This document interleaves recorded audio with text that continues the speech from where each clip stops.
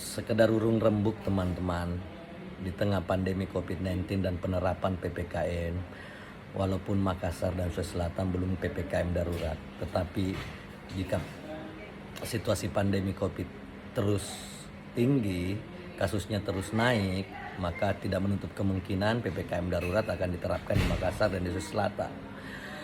Untuk mengantisipasi itu saya kira perlu melibatkan seluruh stakeholder, ya, pemerintah, masyarakat, dan harus duduk bersama.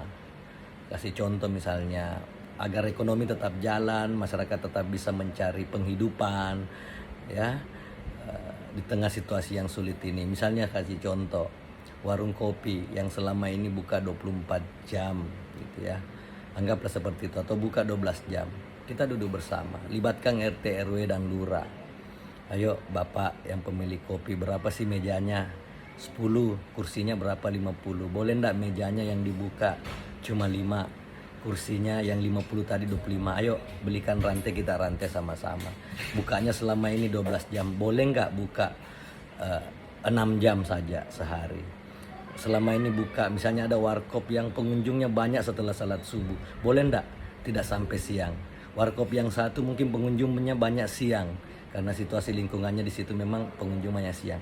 Boleh enggak buka siang, tidak buka pagi dan tidak buka sore gitu.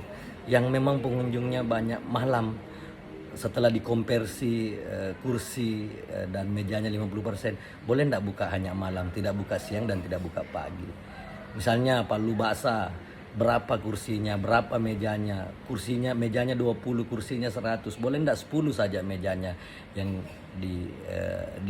dipakai, 50 kursinya. Selama ini buka dari pagi sampai malam, boleh enggak hanya buka sampai siang gitu. Ataukah bisa juga diatur, misalnya Palu Basah Senin sampai Kamis bukanya pagi sampai siang. Akhir pekan bukanya sore sampai malam. Jadi betul-betul kita konversi baik fasilitasnya, waktunya, dan ada pembatasan-pembatasan sehingga ketika ini melibatkan RT, RW, dan lurah dan bikin perjanjian tertulis itu, maka ada partisipasi masyarakat. Saya yakin masyarakat akan ikhlas. Begitupun tempat-tempat yang lain. Kita harus duduk bersama dengan para pengurus masjid, pengurus gereja, pihara, kelenteng. Masjid tetap berlakukan jaga jarak. Gereja konversi jumlah kursi yang ada di gereja. Begitupun di tempat ibadah yang lain. Penjual sari laut berapa kursi selama ini? Dikonversi 50%. Kafe-kafe semua duduk bersama, libatkan RT RW. Itu penting. Jadi saling menjaga kita di lingkungan terkecil. Sehingga tidak setiap hari kita berhadap-hadapan. Masyarakat berhadap-hadapan dengan pemerintahnya, masyarakat berhadap-hadapan dengan aparatnya. Kalau kita duduk bersama, maka insya Allah semua akan ada solusinya.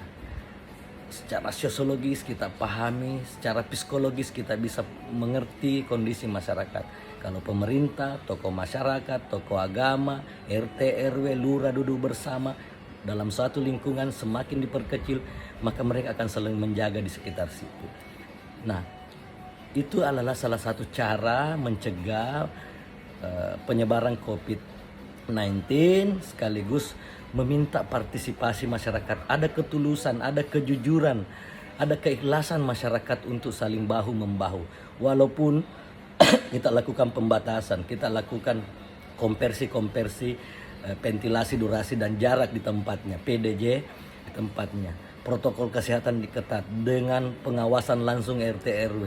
Saya kira ini akan efektif, ekonomi tetap berjalan, proses penghidupan mencari nafkah masyarakat juga tetap berjalan, tetapi pembatasan-pembatasan tetap dilakukan sehingga wibawa pemerintah dengan edarannya juga terjaga.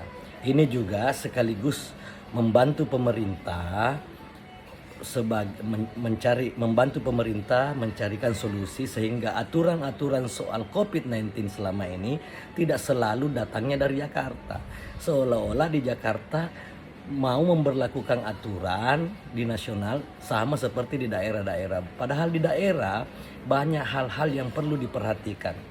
aktivitas-aktivitas masyarakat di luar Pulau Jawa dan di Pulau Jawa sangat berbeda. Pergerakan masyarakat di Jawa dan di luar Pulau Jawa sangat berbeda. Sehingga pemberlakuan aturan juga harus sesuai dengan kondisi di mana kita berada. Saya kira ini penting kita lakukan bersama sehingga gerakan untuk pencegahan penyebaran COVID-19 ini betul-betul menjadi gerakan bersama, tumbuhnya dari bawah, melibatkan partisipasi masyarakat dari bawah. Dan insya Allah kalau ini terjadi maka kita semua akan bahu-membahu bertanggung jawab bersama dan menjadikan ini sebagai tujuan bersama, saling menjaga bersama, saling melindungi bersama sehingga penyebaran COVID-19 itu tidak semakin menggila seperti yang terjadi di Jawa. Dan kita berdoa mudah-mudahan tidak terjadi di Sulawesi Selatan, khususnya di Makassar atau kabupaten kota lainnya di Sulawesi Selatan. Nah, ini saya kira perlu kita duduk bersama. Sekali lagi sekedar ini hanya sumbang saran saja. Banyak hal yang lain sebenarnya yang terpikirkan, ya. Protokol kesehatan tidak hanya sekedar wacana. Protokol kesehatan harus benar-benar menjadi gaya hidup sehari-hari. Ya, yang kedua, ventilasi, durasi dan jarak benar-benar tidak hanya sekedar wacana. Ventilasi, durasi dan jarak harus benar-benar diterapkan baik di tempat publik, perkantoran pemerintah, swasta, BUMN, kampus, sekolah dan sebagainya. Harus benar-benar kita menjadikan ini sebagai gaya hidup yang baru. Tidak hanya sekedar bahan pidato, retorika, bahan surat edaran, dan tidak hanya sekedar pemanis di mulut saja soal protokol kesehatan dan soal ventilasi, durasi dan jarak. Saya kira itu yang menjadi utama sehingga kebersamaan antara rakyat, pemerintah itu saling bahu-membahu, saling bantu-membantu, saling dukung-mendukung. Kalau yang terjadi selama ini, surat edaran dikontrol oleh secara terpusat dari Jakarta, dilaksanakan oleh pemerintah daerah masing-masing sehingga kondisi yang terjadi di lapangan selalu berbeda. Bahkan kadang-kadang susah menghindari benturan antara masyarakat atau pelaku ekonomi, terutama pelaku ekonomi kecil dan menengah ke bawah dengan aparat kita. Padahal ini semestinya tidak terjadi karena sebagai anak bangsa mereka juga mencari hidup. Sebagai pemerintah juga menjaga rakyatnya agar tidak terpapar. Sebenarnya tujuan kita sama, cuma cara kita yang mungkin masih berbeda, belum ketemu. Ya, jadi ayo kita duduk bersama di level paling bawah, di level terendah. Ya, RT, RW, lurah, kita ayo duduk bersama. Kontrol unit usaha apa yang ada di wilayah RT, RW dan kelurahan itu.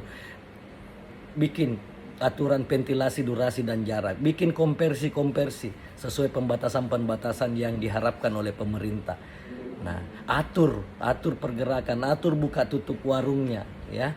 Ada yang buka pagi, buka siang, ada yang buka malam sesuai dengan kondisi pelanggannya. Saya kira kalau itu terjadi masyarakat akan ikhlas mengikuti, akan turut serta berpartisipasi dan insya Allah masyarakat dan pemerintah, TNI, Polri akan tenang gitu ya, saling mengontrol, saling mensupport dan saling menjaga.